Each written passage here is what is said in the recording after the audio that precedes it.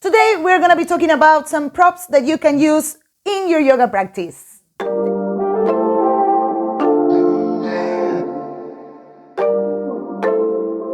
Hi everyone, my name is Celeste. Welcome and thank you so much for being here. So today's video is going to be about yoga props. Props that you can use, the ones that I use, the ones that I like the most, the ones that I don't like as much, the ones that I use every day, and the ones that I have never ever used, even though I've got them. So let's take a look. So props. Okay, first of all, let's talk about props in general. If you are a yoga practitioner, if you have just started, if you are about to start, if you are an advanced practitioner or a beginner, we have to say that in yoga, we absolutely do not need props. It's not a must, okay? We don't even need a mat. If we have to think about it, we don't even need a mat to do yoga on. But we have to admit, or at least I have to say, that props have changed the way I practice, have changed the way I feel when I practice, and they have helped me a lot to create more balance in my body. I wanted to clarify this because I don't want anyone to think that you need to have these props in order to start yoga or in order to practice yoga at all. Trust me, you do not need them at all. They are just extra. But honestly, they're a very, very good extra. So I am gonna start with the one I use the less. Actually, I am gonna have to be honest here. I have not used this prop almost never. I think I've used it like once or twice when I was a beginner, and I thought, I'm gonna get a strap because it's gonna help me. And I did, I got it. I believe that straps can be super beneficial for some people.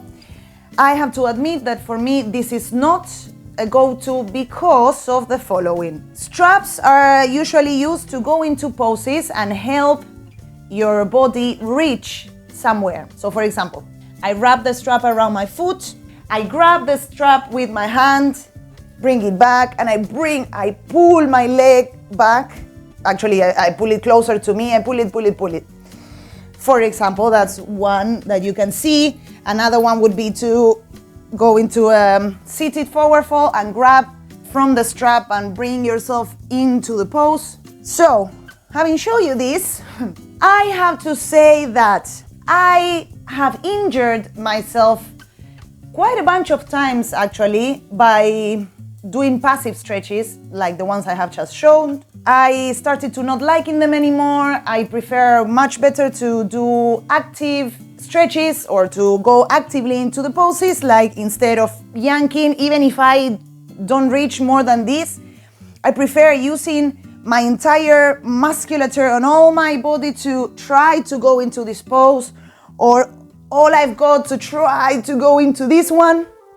Even if I do not reach at all, as you might have just seen, I cannot even get close to my foot, but I don't really care because what I am trying to look for in my yoga practice is actually to feel good, to not have any pain, to have a more mobile, more active body, more strong.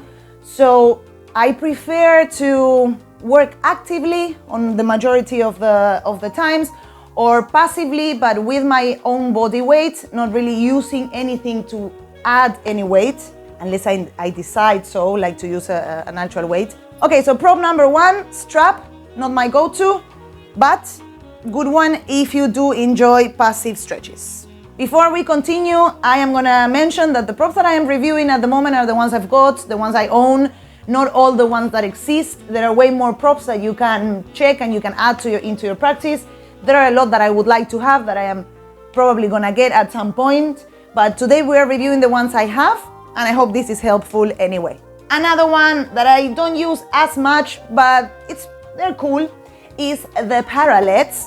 These come in all forms and shapes. The shapes are more or less the same, but there are some that are more like plasticky. I got these wooden ones. I got them to practice handstand on them. And yes, at first that was the only thing I was doing, but then I realized that I could add this into my practice because they kind of force me to use a different wrist movement, right? Because in general, we put the wrists into this position, the fingers facing forward. We don't really train much this movement, so this movement of the wrist.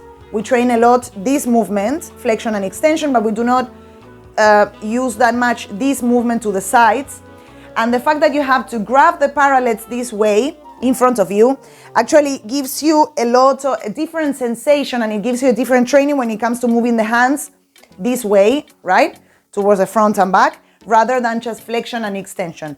So even though the parallels, I do not use them that much, and again, they are not the most helpful thing on the planet, I think it's cool if you wanna strengthen the wrists, just to feel a different way of moving the wrist with weight. And of course you can use them, I use them for handstands, but then I started using them for things like just doing these sort of things, right? Or I use them to just spice up my push-up practice. So I've got them to push, I can change them, and then the push-up is different. I can even do one-on-one. Okay, there you go. So parallels, not the most helpful, don't really need them. Again, we don't really need any of these things, but if you fancy playing with them, they're good. I like the wood ones. Parallels, number 2, there you go. Okay, so another one that I don't necessarily use that often is the ball. You can see that I don't use it that often because of the state of the poor thing. Has some skin issues. I like it, I absolutely like it. I have to admit that it's a little bit uncomfortable prop in terms of space. It's big, this one's not even the biggest, it's quite big, and it's a little bit annoying because you have to always be moving it around, and actually you need a little bit of space to use it, but it's good. I really like it, that's why I have it. I used to use it before a lot to train back bends. I also think it's really cool to train handstands and to do some handstand drill and to train core strength. So handstand drills, you could do things like the front of your foot on them, of your feet, and then whoosh. This is also super good for the core. Or you could do things like this with one leg. As I said before, not the best, not my favorite, but it's a good one also to do things like this. For example, if you would like to have some support on your goddess, if you want to rest your back and open your shoulders. So yeah, this prop, nice prop, bit uncomfortable, a little bit uncomfortable, but it's a nice one. So the props I'm gonna talk about from now on are my favorite ones, the ones that I use a lot. I absolutely love them. And yes, I'm gonna show them to you with not necessarily with a scale of which ones I like the most, or which ones I like less, because trust me, I love them all equally. I would miss them all equally should I not have them. So I'll just talk you through them. So the first ones I am gonna show you are my ankle weights. I use them in my ankles and I use them around my wrists as well, like so. Trust me, these are they look very, very old style. I know there are other brands that are smaller with the same amount of weight and they look nicer and they are more aesthetically pleasing, but these ones do their job. And yeah, it's just weights. If you find them, if you look for them, you will see that there are different weights. And this one particularly, I like it because I can take weights. Each of these individual parts is a little weight individually wrapped, so I can take out some. When I first got them, I don't remember how heavy these are, but when I first got them, I removed like 3 of these little bags in here because it was too heavy for me. Now I've got them all inside. Of course, as I said before, you can wrap them around your ankles or your wrists and do all the nice workout. I love these a lot because they're very convenient. They're a very convenient way to add weight. So I can wrap them around my ankles and go through an entire class with them on, which will add extra weight. I can add them, I can wrap them around my wrists, and same idea, I can flow. Again, I'm telling you, these are a little bit big, and for the wrists are, well, too much, I would say, like too big, and maybe a little bit uncomfortable. But particularly these ones that I have. There are other brands that are, again, as I said before, same weight, but a little bit smaller, different design. Anyway, absolutely love these weights, yeah, recommend them 100% if you want to start adding some weight to your practice. Okay, so another one I'm going to show you is this one. I'm not sure what they're called. I think Russian weights or kettlebell or something like that. This one that looked like a purse, and you could walk around with them. I absolutely love this one. This one is 4 kilos. And there are bigger, there are heavier, and there are less heavy. And they are super cool, but to a degree. So you can do certain things with this shape of weight that you cannot do with others, and vice versa. You might be able to do things with others that you cannot really do with this. At the moment, I do not have the hand weights, which I am very close to getting because I noticed that I really want to add them into my practice. Because when I started training with this, I noticed how stronger I could get by lifting weights, adding weights into the practice. Again, you could do things like, I don't know, maybe go into a lunge and practice a little bit your pulling, or just use it again to add some weight. Can you see that? I could use all these props into a flow should I wish to.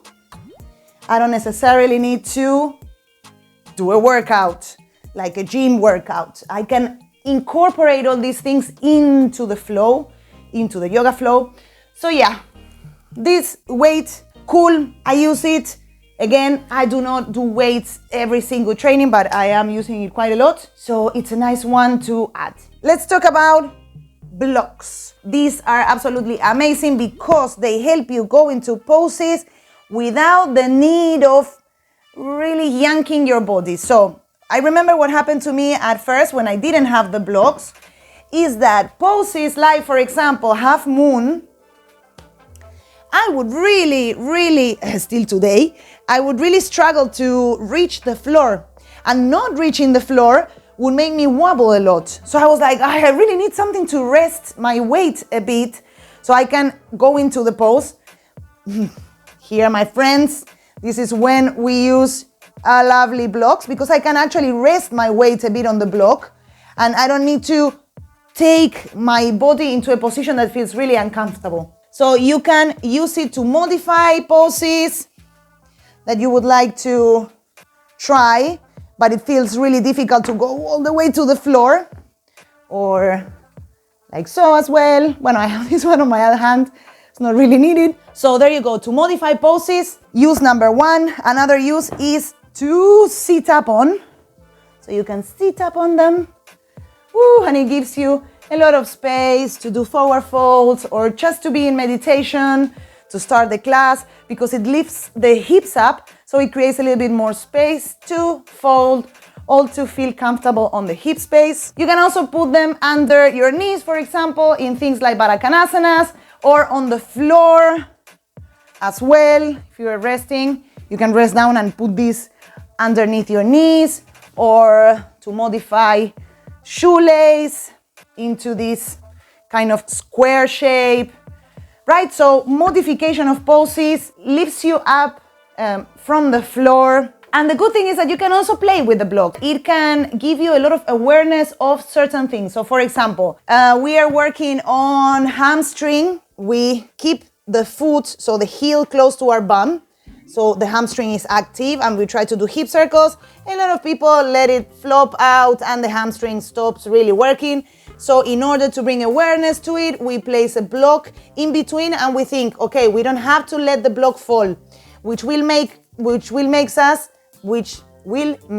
us keep the hamstring engaged. And then you go to your hip circles, or if you're doing it in a down dog, or as well to just play around. Like for example, the other day I was doing a little challenge for myself of keeping the block on my back. I would go all the way down to a plank, from the plank chaturanga, up dog, and down dog. And block is still there, I hope. Yes, it is.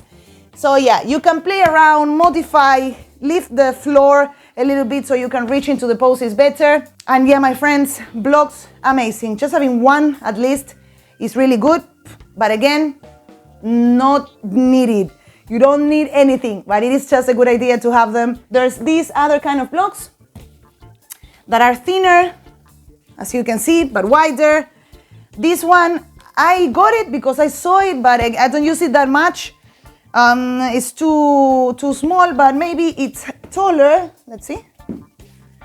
Yeah, it's taller, but the fact that it's thinner, it makes it a little bit more wobbly than this one.